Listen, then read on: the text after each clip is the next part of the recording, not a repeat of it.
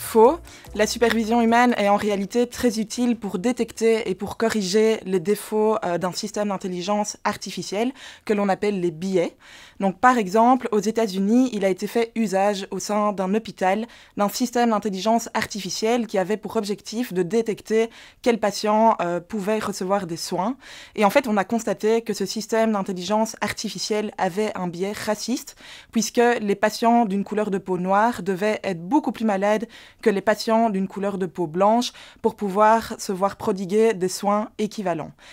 La supervision humaine a donc permis de détecter et de corriger ce biais raciste, et c'est quelque chose qui est particulièrement important, notamment dans le secteur médical où il s'agit parfois de sauver des vies.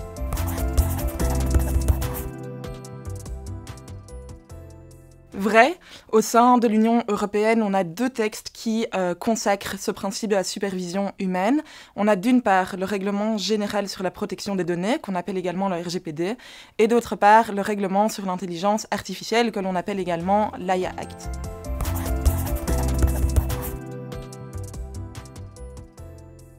Alors vrai et faux, il existe ce que l'on appelle des biais d'automatisation, c'est-à-dire que l'humain a tendance à faire fort confiance aux solutions qui sont proposées par les systèmes d'intelligence artificielle et non pas à leur propre jugement. Par exemple, si un médecin pense quelque chose, mais que le système d'intelligence artificielle lui dit l'inverse, eh ben le médecin va avoir tendance à suivre la solution proposée par le système d'intelligence artificielle au détriment de sa propre intuition, même s'il s'avère qu'il avait initialement raison. Alors pour contrer ces biais d'automatisation, la législation est essentielle afin de garantir une réelle supervision humaine.